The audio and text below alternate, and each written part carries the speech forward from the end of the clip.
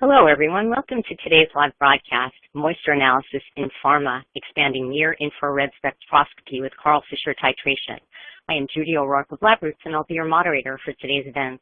Today's webcast is presented by LabRoots.com, the leading social media site for science professionals, and sponsored by Metrome USA. Metrome offers a complete line of analytical laboratory and process systems for titration, ion chromatography, electrochemistry, and spectroscopy.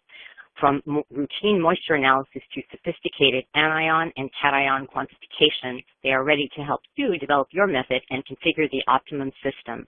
Move your analysis from the lab to the production line with their custom process analyzers. For more information, please visit www.metrome.com. Before we start, there are a few instructions. We want to hear from you during this interactive broadcast, so please ask questions or leave us a comment.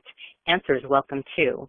You can do this by hitting the green Q&A button at the lower left of the presentation window and typing in your comments and questions. We'll try to get to as many as we can, and we'll follow up if we don't have time today. Want a better look? You can enlarge the slide window by clicking on the screen icon in the lower right-hand corner of the slide window. If you can't hear or see this presentation properly, let us know by clicking on the support button on the top right or use the Q&A button. We'll make sure we try to resolve any issues. This webinar has been approved for continuing educational credits. Please click on the CE button at the bottom left corner and follow the process to receive your credits. Now let's get right to today's presenters. We are proud to welcome Joseph Head and Dr. Keith Friel.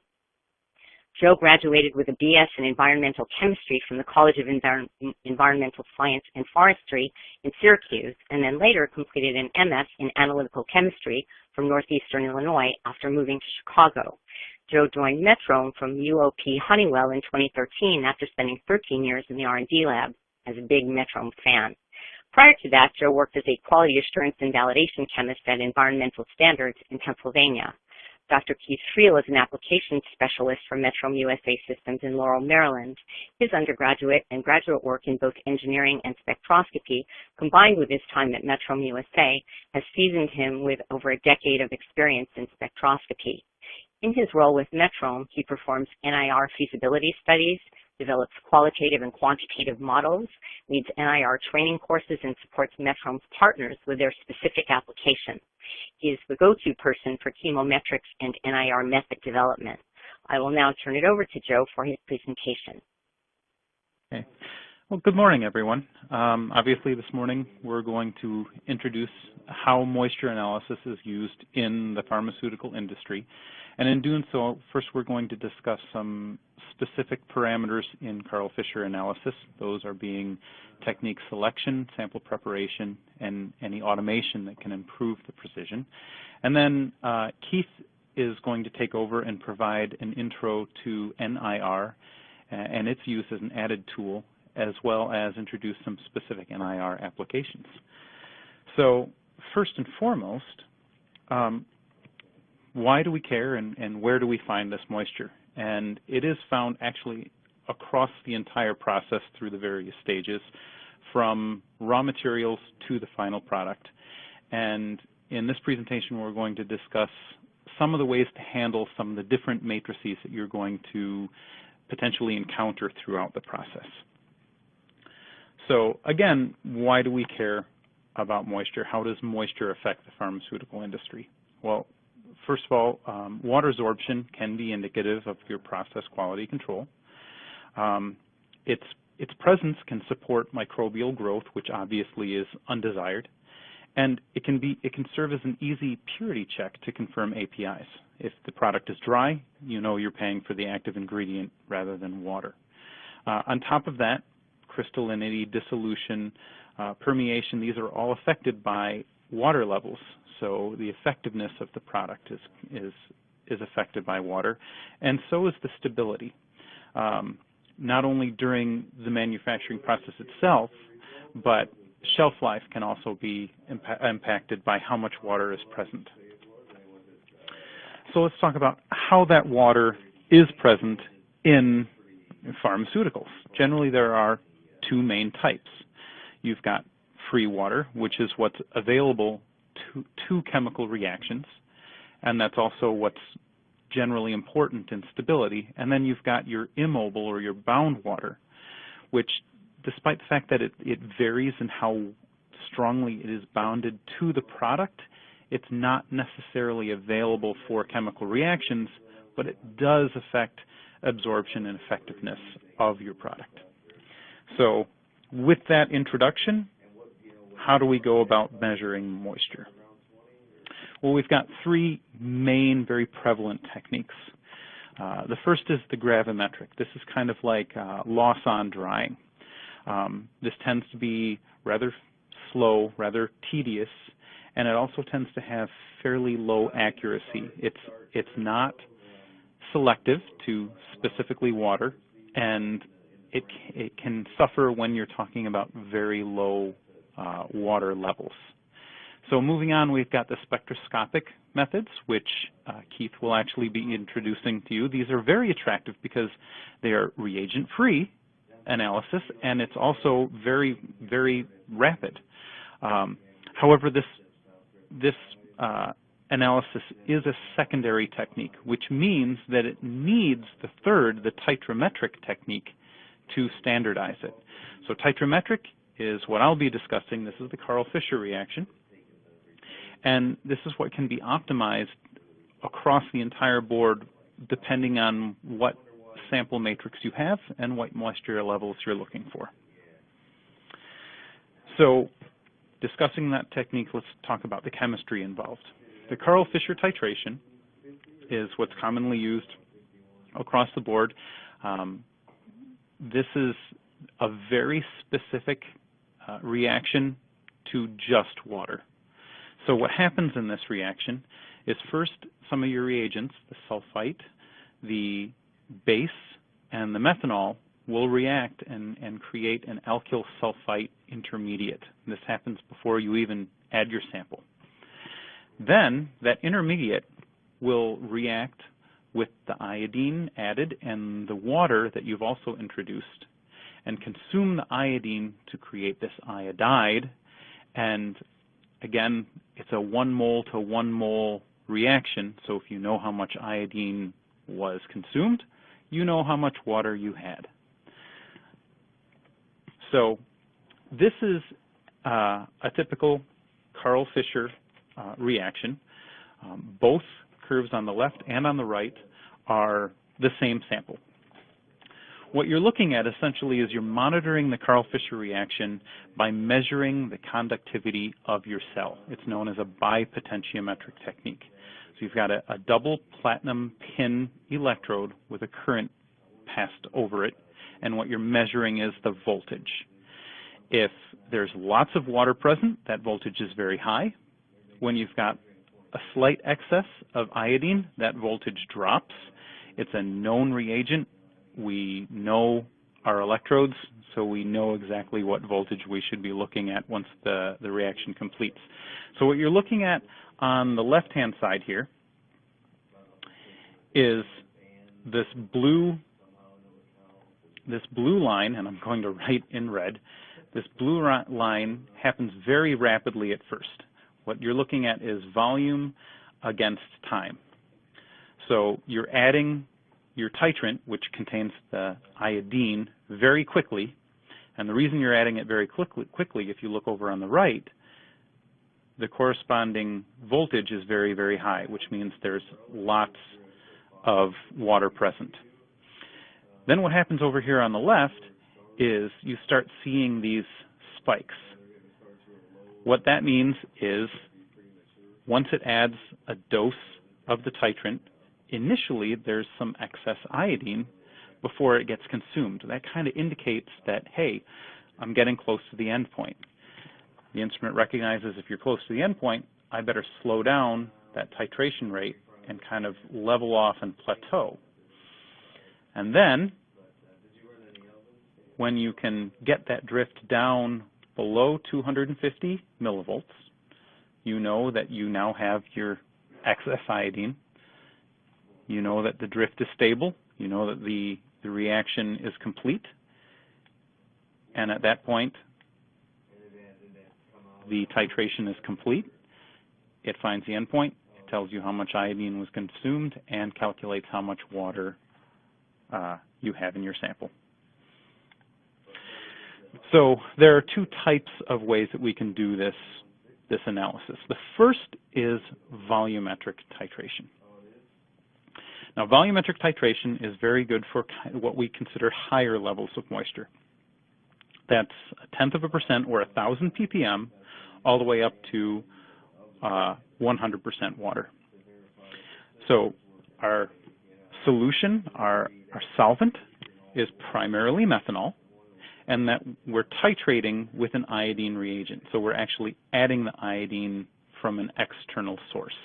And in that reaction, we're also bringing in the sulfite and the base so that we can create that intermediate. The benefit of volumetric titration is it tends to be very, very fast. You're getting results in just a few minutes.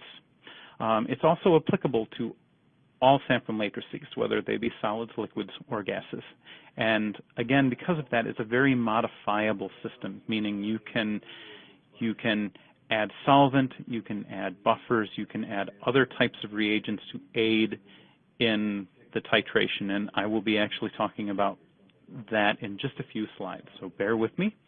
But before we get to that, I'd like to also introduce the other style of Karl Fischer titration, which is kulametric. Kulametric is for typically lower levels of moisture, down to 10 ppm up to about 1%. Now, if you notice that there's a little bit of overlap between kulametric and volumetric, between 1,000 ppm and 1%. And that's okay. If your samples fall in that range, then you get a chance to decide which application is best suited for you. And that's going to depend on how you want to handle the sample, what sample size you have, what matrix it is, and we can determine what would be the best route. Now, what sets kulametric different from volumetric is that the iodine, rather being added in from externally, it's actually being created right in the cell from iodide that's already in your solvent. So what we have, again, is two electrodes. We've got your indicating electrode, and this is just like it is in volumetric, and that's determining whether or not you have that excess iodine. But then you have this generating electrode, and the purpose of this is actually to make your iodine titrant. You're actually applying a current, and you're analytically converting that iodide to iodine. When your indicating electrode senses that, hey, I've got a little excess here, that's what tells the generating electrode, shut off that current, you're done, you've made enough. And we know based on the current applied and how long we apply that for, we can calculate very precisely how much iodine was produced. And if we know that, then again, we know how much water was in your sample. So now that we've discussed both the volumetric and the kulametric, we'll look at more in the chemistry and what can happen to that chemistry based on the types of samples you have. So first and foremost, the Karl Fischer reaction really likes to occur at a pH range of about 5 to 7. In that range, the reaction occurs essentially normally, completely, and reliably. If you have samples that's going to push that pH to the lower level, to more acidic, then what happens is the chemistry just cannot occur very, very efficiently, and you get a very slow, very sluggish titration and poor results. Same time, if your samples end up pushing the pH into the higher range, into the basic realm, then that ends up actually creating some side reactions, which again is going to bias your results and not give you quality data. So it's important to stay right in that pH range. Why do I bring that up? Why is that important? Well, as a couple of case studies, in one particular Parkinson's treatment, we used the active ingredient benzerazide hydrochloride. This is a nitrogen-containing compound which will increase the pH. Another substance in topical antiseptics, provolene hemisulfate, it also increases pH value. So what do we do when we have these samples that we know that we introduce them to the cell? They're going to drive the pH into the high range and potentially cause issues. We have to actually buffer that cell, and we can use either the salicylic or the benzoic. We add that ahead of time, let it stabilize, let it condition, and now we can add our samples knowing that with a buffered solution, we're going to hold that pH right where it needs to and get good results. And for volumetric, we can use either salicylic or benzoic. For kulametric, we recommend benzoic only because of how the salicylic actually can react with the generating electrode, which again, any kind of side reactions is not beneficial. So moving on, what else do we have to be concerned with beyond pH? Well, there are a number of side reactions that can interfere with the chemistry. We can have reducing agents that actually can consume that iodine, create iodide, and you're going to get biased results. You can have aldehydes that are going to consume the sulfite and react with that, and that interferes with the ability of the chemistry to occur. You can have acids and bases, as we just talked about, where they're interfering is actually they're reacting with the base that we already have in the chemistry, which is why we have to buffer the system for those. We have aldehydes, we have ketones, we have acids, we have silanols. These can all react with the alcohol and create side reactions. So what do we do in that case? Well, in that case, again, we have to alter the alcohol in some way so to prevent those reactions from happening. And then finally, the kind of everything else, we have oxidizing agents, hydroxides, carbonates. They can consume the iodide on the opposite end and either shift the equilibrium or create excess iodine, which is going to bias the results. So essentially what we're trying to get at is it's very, very important to have a good understanding of what your sample matrix is and what you have in your sample to know ahead of time how it might react with the chemistry. And then if you know that ahead of time, then you can take steps to alter your analysis to get good results. And we were talking about essentially side reactions. How do you recognize a side reaction? How do you know it's even occurring? Well, in this graph we have a comparison of a good reaction to a side reaction. The blue is a good titration. Water is consumed very rapidly, as we showed in a couple of slides prior.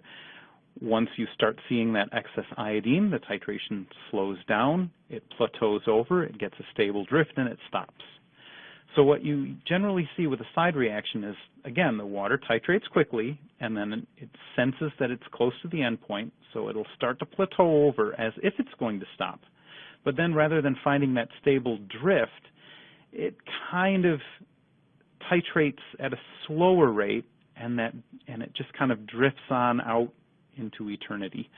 And that long, slow drift where it never quite finds an endpoint and goes for a long period of time, that's indicative of a side reaction.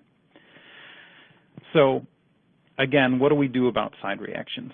Well, there are a lot of chemistry that goes into handling side reactions, but what's the best thing we can do? How about take anything that causes side reactions completely out of the equation? If you've got stuff in your sample matrix that can cause a problem, don't put that matrix in the cell. You still want to measure moisture. How do we get just the moisture into the cell and out of the matrix? That's why we have an oven technique. This is very similar to a headspace analyzer. You've got the sample sealed in a vial and it's heated in the oven. That heat drives the moisture off of the sample, and then that moisture is carried by a dry gas from your sample over into the titration cell, where the cell actually ends up seeing just the moisture, and your sample stays in the vial, out of the chemistry and out of any possibility of creating issues.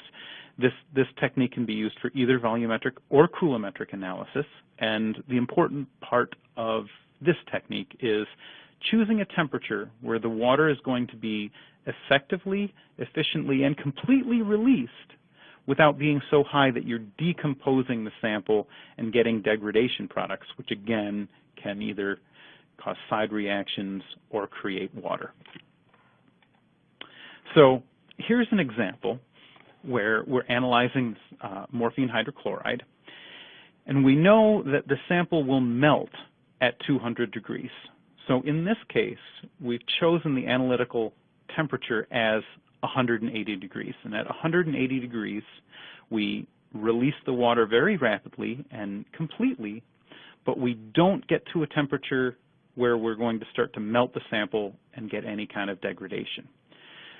So what you're seeing here, again, the red is the actual titration, and the water is released very rapidly initially, and then once it gets to the end, it kind of will plateau over and come to a nice stable drift, and once it can hold that drift and it gets the last little bit of moisture out, that's when it says, hey, I'm done.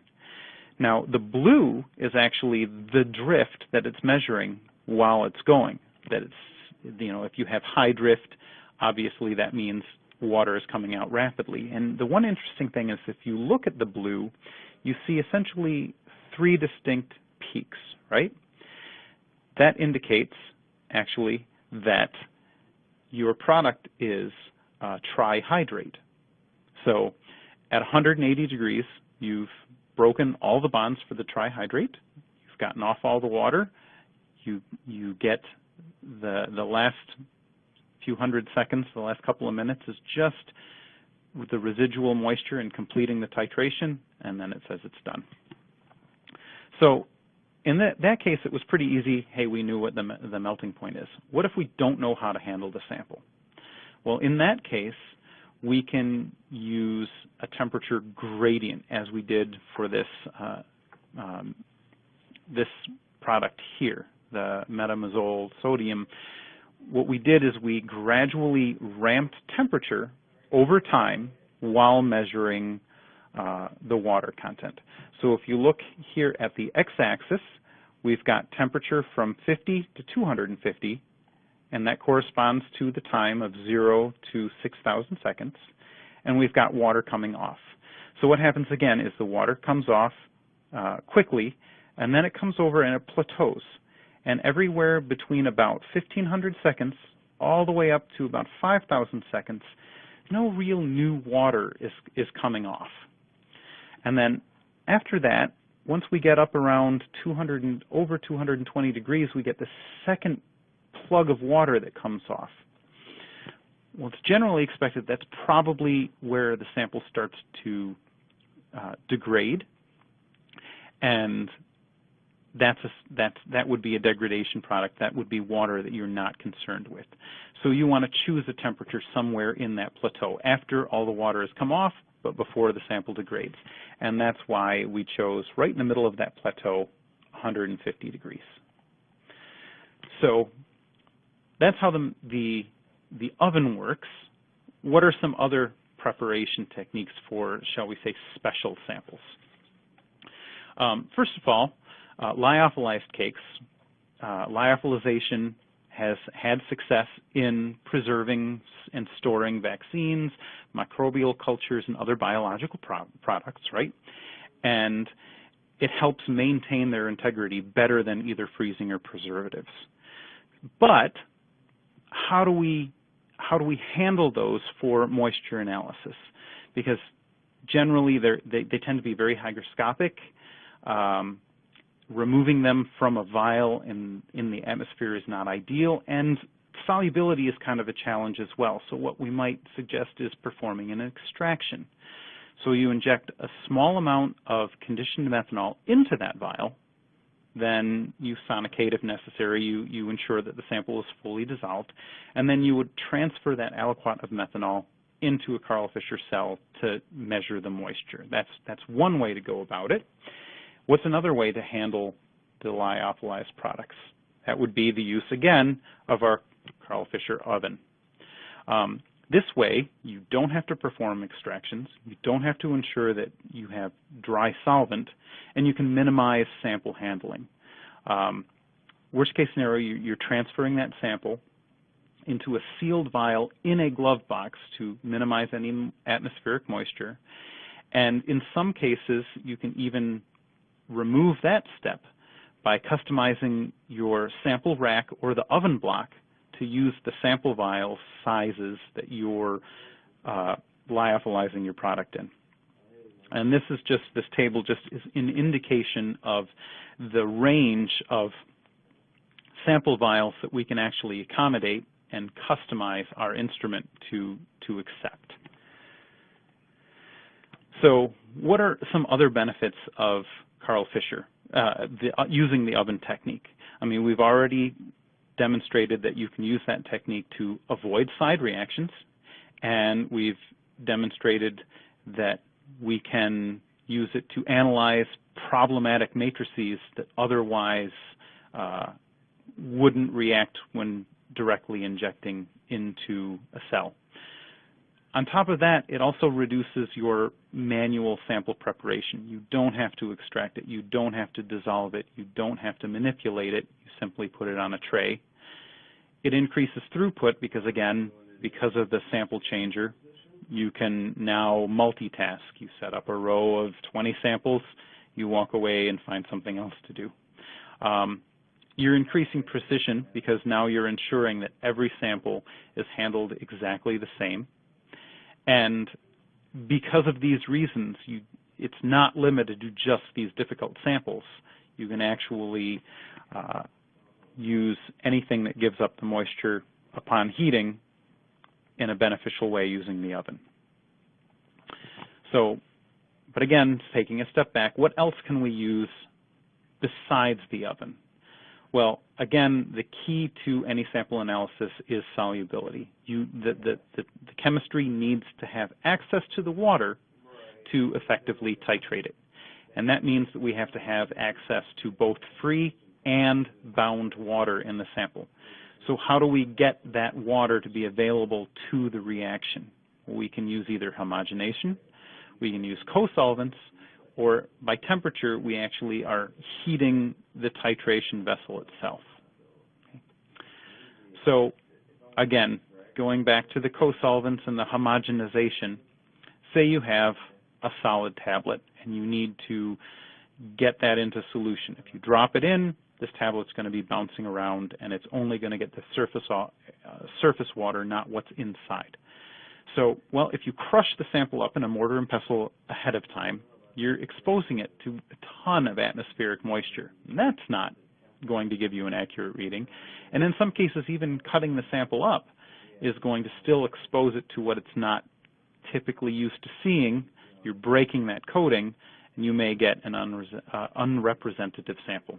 So in that case, like I said, homogenization is ideal because you're integrating the homogenizer right into the sample vessel where the reaction is happening. So all you have to do is drop the entire tablet with no sample preparation into the cell.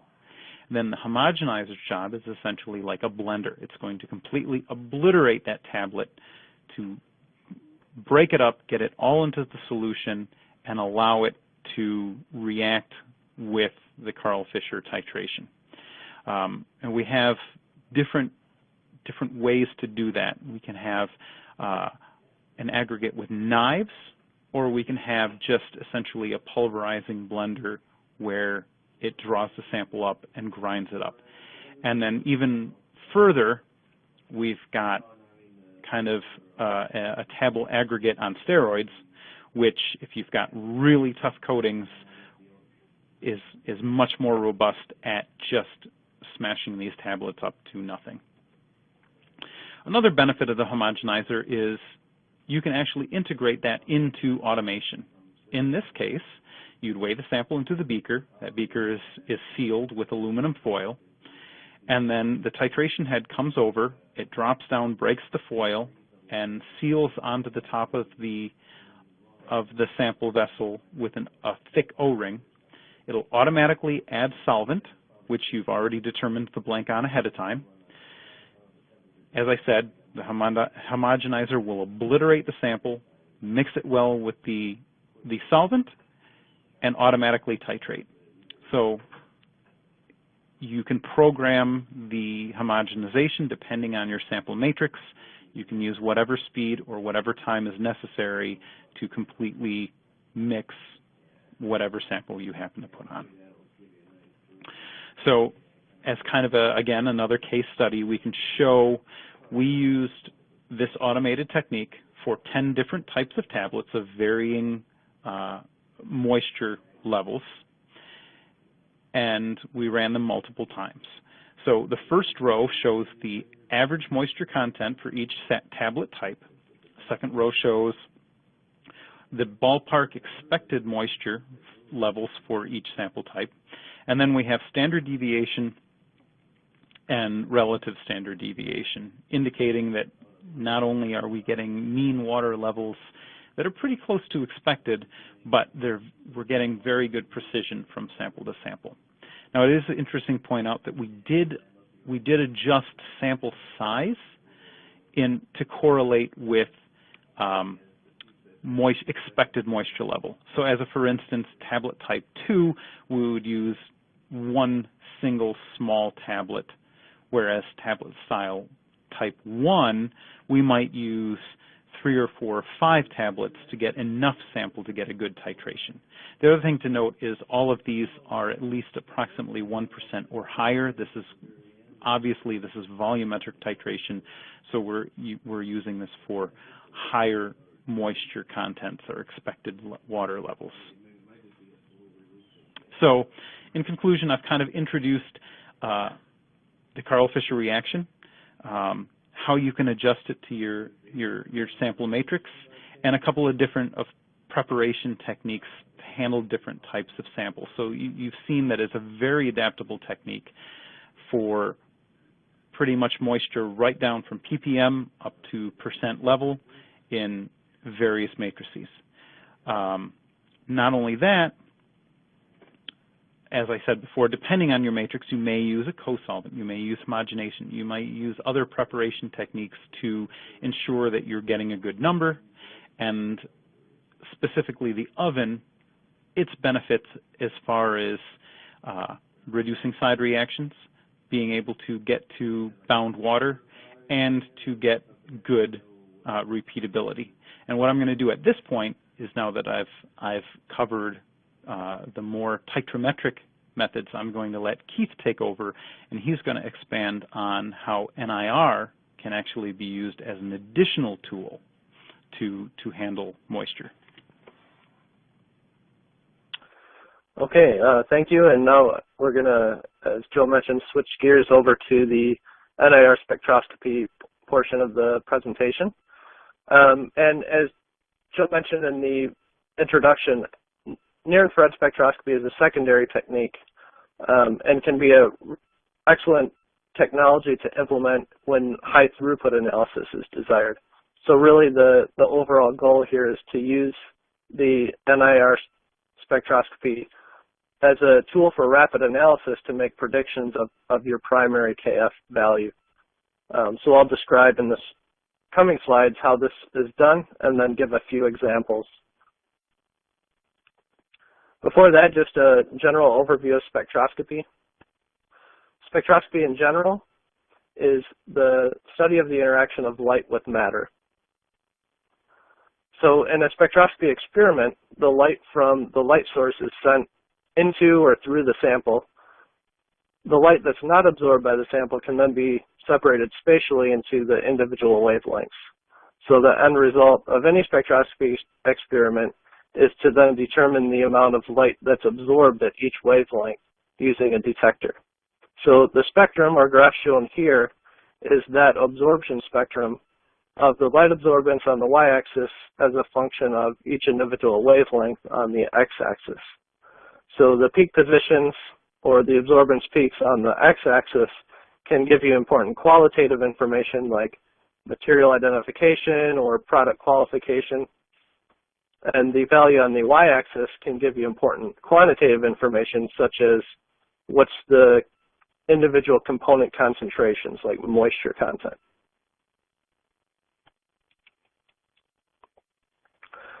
So in spectroscopy, a spectrum can give you different types of information depending on the energy of the light that you're using for the spectroscopy experiment.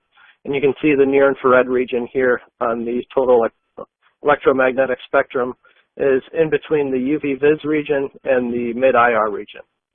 So depending on the energy of the light, you can get back different types of information. You might be familiar with UV-Vis spectroscopy. In this case, the light is interacting with electrons in your sample, so you can get important electronic information. If you go on the other side of the NIR region, you're in the mid-IR region, and here light is interacting with molecular vibrations, as you can see in the animation here, these molecular stretches and bends. And this type of interaction with vibrations can give you important information because those absorbance peaks are related to the different types of stretches and bends. So it can give you important chemical information about what types of bonds you have in your sample and how much of that material is present. The near-infrared region is also interacting with these same types of vibrations. It's just present as overtones or combinations. So this might be the same type of stretch or bend multiplied or different combinations of these fundamental bands that you see in the mid-IR. So near-infrared spectroscopy is then considered a vibrational spectroscopy technique because you're looking at these same types of modes, and the peaks in the NIR spectrum originate from these types of vibrations. So more specifically, getting into what types of stretches or what types of bonds absorb in the near-infrared region, anything with a OH or NH or CH or SH bond is going to have a significant absorption in the NIR region. For example, shown in this spectrum, this is a spectrum of water, and you can see the peaks originating from the OH stretches at 1450 or 1950 nanometers.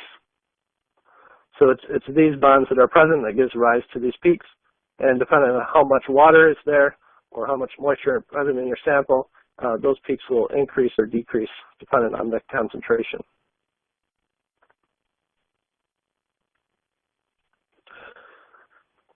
So as far as using near-infrared, you might be asking, why should I use near-infrared as opposed to other technologies that were described previously?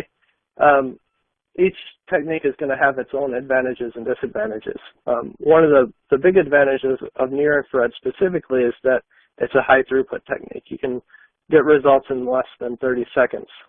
So this can really help to save when you start looking at labor costs or reagents or solvent costs, because it's a really rapid technique. Also, the training is really minimal. In order to set up your method and validate your instrument and validate your methods, the manager training would be involved for that, which could take about 3 days. But in order to run a spectrum, you don't need a trained chemist. The operator really only needs about 3 minutes of training, because you just show them how to take the sample, which could be in a vial or a plastic bag even, place it on the instrument, and press the acquire button, and 30 seconds later you have your answer. So it's that simple. Also, it's applicable to process environment as well. There are process instrumentation that can give you real-time results in the process, and by having the fast, rapid measurements, you can get results every 20 or 30 seconds and monitor trends in time. For example, monitoring a dryer, you can take repetitive measurements and monitor the material right in process without having to do any sample preparation or anything, or take a sample out. Also, you can meet environmental goals since there's no reagents, no sample prep, no solvents, no waste. It's just light in your sample, and that can be attractive in a lot of different areas. Beyond just moisture analysis, near-infrared can be used for other types of analysis, both qualitative and quantitative. For example, in qualitative analysis, you can use near-infrared for material identification, so incoming raw materials or final product qualification is possible by NIR by taking the spectrum of the product or material and comparing it to a library of pre-qualified materials. Also, for quantitative analysis, which I'll focus on in the coming slides, this is taking the absorbance values and correlating them to some type of concentration of individual components. And as I mentioned before, trend analysis is popular by monitoring either these qualitative or quantitative values in time. And being able to monitor these quickly, getting values every 20 or 30 seconds, can be really important for optimizing your process and even using those values for process control. As was brought up earlier, near-infrared is a secondary technique, so I'll get a little bit more into how the NIR instrumentation or methods are developed using primary methods such as Karl Fischer Titration. So more specific to moisture analysis, these are the steps that would be involved in building a NIR calibration model or developing a method to be used for near-infrared spectroscopy as a rapid technique. The first step is to collect samples. These would be your own samples that have a variety of moisture levels. So you'd have a low moisture level, a high moisture level, and several in between. You'd first analyze those with the NIR spectroscopy. Then, since the method is non-destructive, you can take those same samples and analyze them by Karl Fischer Titration. Then you'll use the software vision to build your regression equation, and the purpose here is to correlate any spectral changes to the changes in moisture that you determined from Karl Fischer Titration. And once you have that method developed and validated, then you can apply that model for rapid analysis using an IR spectroscopy. So let's get into some examples. The first is lyophilized samples. So here you have lyophilized samples in a vial, in a glass vial. We collected several different moisture values in that first step, took the NIR spectra, took the Karl Fischer Titration of the same samples, then built a model with the software, and were able to implement NIR as a high throughput method, resulting in significant cost savings.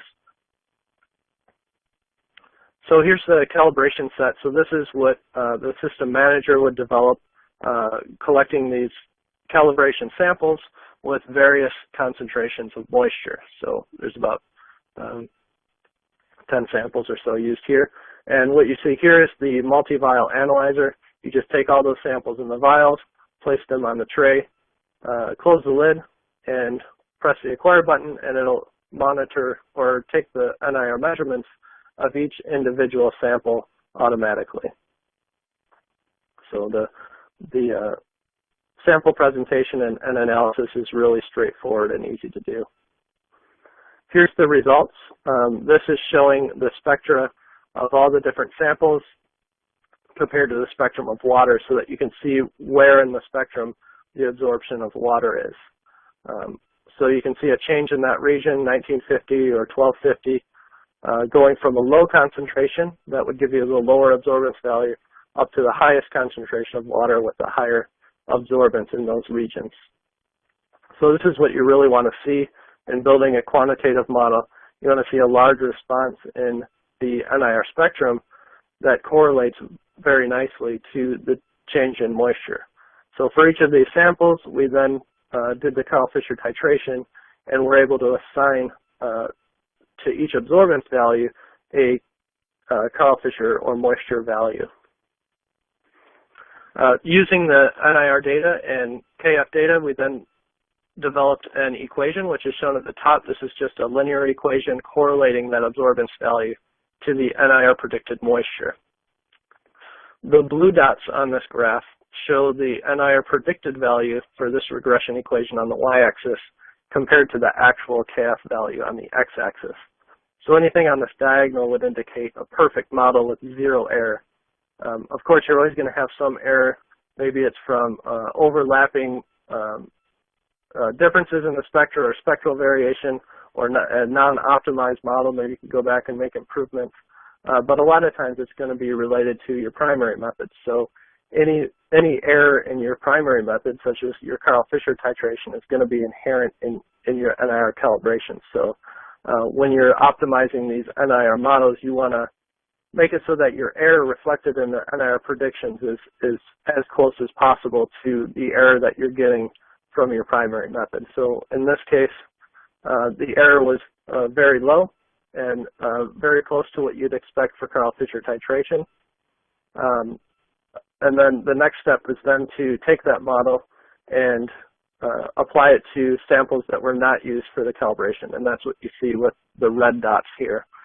So these are completely independent samples analyzed by NIR, then analyzed by KF, and the error of prediction here was only about 0.12%. So this is a way of validating your model, saying that if you take a sample within this range of moisture, run it on the NIR, within 30 seconds you can get your moisture value with an error of 0.12%.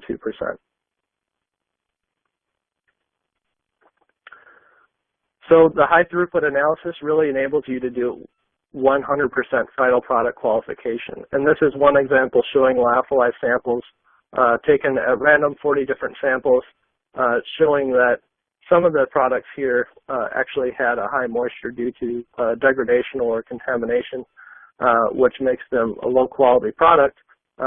So being able to do the 100% final product qualification here is really necessary, because taking one out and testing as a batch might not be able to identify these failed individual samples.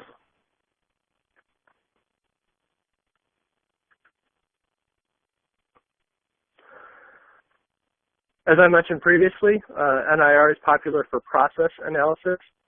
This is the same type of technology using the NIR spectroscopy instrument on the left. Instead of placing your sample onto the instrument, you actually have probes that are placed in line and then connected to the instrument using fiber optics. So you can have up to 9 different probes coming off of one instrument going right into your process. And whether you're monitoring solids or liquids or even gases, you can have different probes suitable for your sample type. This next application is showing the inline analysis in a fluid bed granulation. So in a fluid bed, you have your material loaded into the granulator, and that air is pushing it up and making it as if it's flowing in the fluid bed granulator. Then you have your spray phase, where you're adding in a binding solution that turns the powder into granules. Then after it's the right particle size or the right type of granule, you stop the flow of the fluid, and then you start a drying phase. So then the moisture level starts going down. So being able to control this process and have the best control of this process requires some type of in-process analysis, and near-infrared was used for this. So you can see the probe inserted right into the fluid bed granulator on the right. This is a scoop probe, which has a scoop at the end. So the sample, which is fluidized, lands onto the probe itself for a measurement. Then right after the measurement, a puff of air blows that sample off and allows the next sample to be on, so that you're not analyzing the same material over and over. It's a good representative sample of what's in the fluid bed. And you can see the process analyzer right in the center there that would be connected to the probe by the fiber optic. Here are the spectra from a variety of different batches of the granulation. And you can see in the 1950 region, again, the change in the absorbance value there, which increases as the moisture increases. So again, we're using the software to correlate these changes. 2 samples that were taken out with a sample thief and analyzed by Karl Fischer Titration, we get the same type of results. Here on the left, you're showing the calibration values, the NIR predictions compared to the actual moisture values. And you have a really good correlation here based on the spectral changes, being able to predict the moisture level in the fluid bed. Then, in order to test it, this is a validation in the middle. We ran several other batches and took samples out, took the spectrum at the same time, made a prediction based on our model of the moisture, and then compared it to the lab value, and had really good accuracy the standard error of the prediction here was about 0.3%. So this is showing even within the process, even in a tough environment like a fluid bed, you can do accurate sampling, get a good spectrum, and make accurate predictions of moisture to within 0.3%. And this is showing one full process, going from the beginning where you load the material, adding in over time, you add in the binding solution, which increases the moisture in the fluid bed. Once you get to a certain level, the moisture or the fluid is stopped, and then you enter the drying phase, and you can see the moisture starting to go down. And then you reach a level where you have your optimal or ideal moisture and shut the process off. So being able to monitor the moisture in real time can really give you some great control over your process and be able to help reduce over-processing or under-processing and be able to have more information about what's happening in your system. As I mentioned before, NIR isn't used just for moisture. It can also be used for other chemical or physical properties. And this slide shows, in addition to moisture, we actually did particle size. So this is monitoring the particle size within the fluid bed granulator. And you can see during the spraying phase, the particles are increasing in size. And it kind of stabilizes there once the fluid is shut off. There's a small drop in the particle size due to moisture being lost, and the particles tending to compress a little bit. But you can see the overall particle size increases throughout the process. And the advantage here is that not only can you monitor moisture, but you can also monitor these different chemical or physical properties in real time simultaneously. So for one 30-second spectrum, you can monitor multiple different parameters at the same time.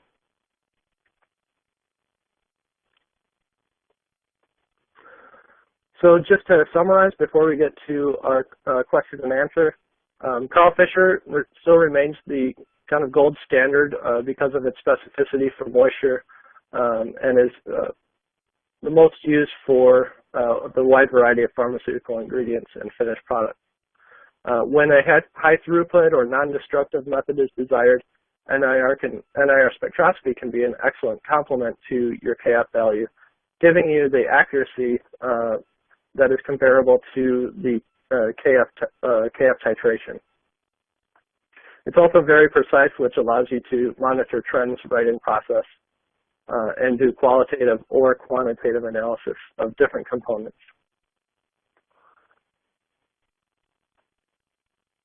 And as I mentioned during the talk, NIR can be used either in the lab environment or probes can be placed right in your process and monitoring your process in real time. So thanks everybody for attending, and I'll switch it over now to the Q&A session. Excellent presentations. Thank you for bringing that information to us. Before we get started with all of your questions, here's a quick reminder about how to reach us today. Questions can be sent via the green Q&A button at the lower left of the presentation window. We'll get to as many as we can. And so our first question is, can moisture and gas be measured by KF or NIR? So I'll take the first portion of this. Moisture can be analyzed in gas. Metrum actually does have a KF gas analyzer. It does take a little bit of extra handling, but essentially what you do is you tear a cylinder or a gas source. You pass it through a heated expansion valve to ensure that everything is in the gas phase, and then you monitor the bubbling through the Karl Fischer cell. All moisture is titrated, and then when it's complete, you either use, like I said, a mass flow controller to calculate how much gas is passed through, or simply by weight, by again tearing the cylinder to see what the weight of the gas that was analyzed. So in that case, obviously, you're you have to use a pretty significant sample size if you're going to measure the weight of gas. But then again, typically in gas, you're looking at very, very low moisture levels. So, and I'll let Keith take the NIR portion of the question. Yes, our process instruments do have a gas cell that you could do gas analysis, and it really depends on a lot of factors like the pressures or temperatures or even the concentration of moisture that's in the gas. But it can be possible in the right conditions, and we're always happy to get more information to find out more specifics about the application to see if it'll work. Okay, your next one is from Martin. He says, stability samples get to be tacky. So he asks, will the homogenizer handle this? So to kind of qualify that question, I'd like to tentatively say yes, but what typically you need to look at for tacky samples is, first of all, the solubility in the Karl Fischer matrix and how you're quantitatively transferring the sample into the cell. What we know is from Karl Fischer systems that we have in actually the food industry, we've done several tacky samples. We've used Karl Fischer to analyze gummy bears, hard candies such as Jolly Rogers, dried fruit, caramel. So obviously we can very easily do tacky samples, and the homogenizer can grind that up. This is when we would use the aggregate with the knives to kind of cut that up. But what you'd want to do as well is optimize that solution so when you are mixing it up, you actually have a solution that's amenable to keeping that blended sample in solution. Or obviously the other situation is if you can transfer that sample into a vial, that might be an ideal application for the Karl Fischer oven. Okay, Kenneth from Stephn's Products Company asks, do you need to have a model for each different product? I think it depends on how different the product is. A good test is to just run the spectra of the two different products, and if there's a significant difference, yes, you'd have to build a different model for each product, so collecting the different moisture values for each individual product. If the products are chemically similar and the spectra don't look too different, you might be able to get away with bundling a variety or several different products into one model. But using your proper validation procedures, maybe building one model from one product and testing it against another product and validating it should be enough to answer that question. Okay. Hassan from Intergel Pharmaceuticals asks, what is the best method to measure moisture in a soft gel capsule? So let's see, a soft gel capsule, probably the homogenizer, it would be my guess, because once you've broken the outer layer of the capsule, the inside is going to disperse pretty easily. So obviously if you're trying to put that capsule into an oven, then moisture has to migrate through the liquid filling, through the coating, and then out. If you're trying to do direct injection, that's not ideal because you drop the capsule in and you have to dissolve it. So that would be one situation where a homogenizer would work very well. You could take a capsule, drop it in, the knives are going to chop up that sample, break that coating, and allow the liquid center to disperse and mix well with the solvent and titrate fairly rapidly.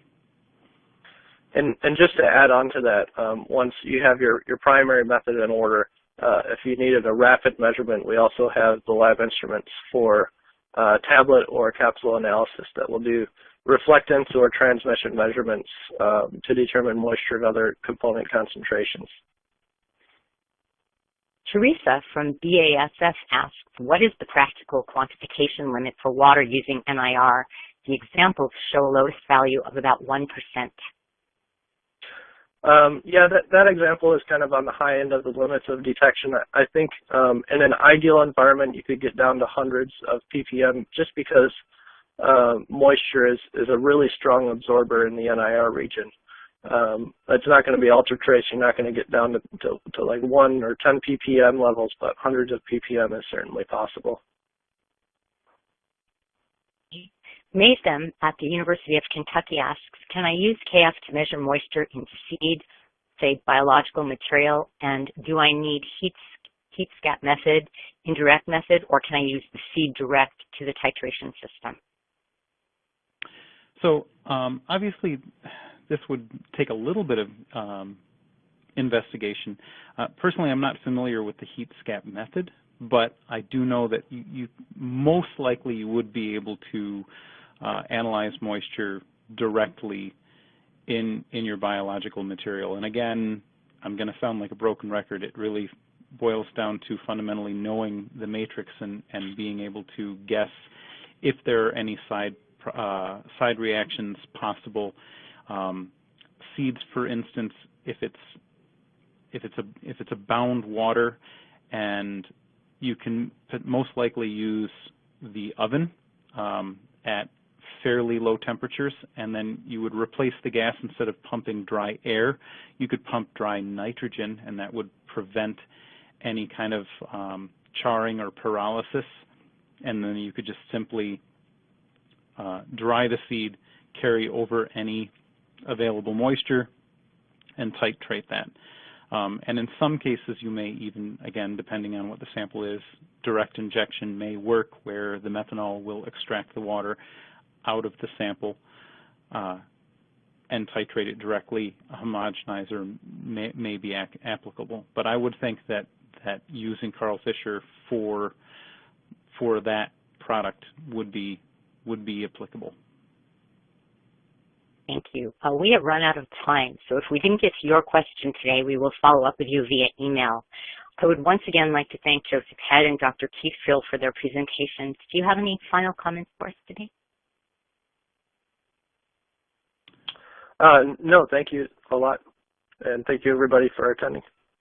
Yeah, I would just like to again repeat Keith and thank everyone for attending today's presentation. Okay, well, I would like to thank our speakers today, Joseph Head and Dr. Keith Friel, as well as our sponsor, Metron USA, for making it possible to bring this presentation to you. Today's webcast will be available for on-demand viewing through June 2016. You'll receive an email from us alerting you when it's available on demand and posted on labroots.com. You're welcome to forward this announcement to any colleagues who weren't able to join in today. Thanks for logging on and participating in today's broadcast. We'll see you next time.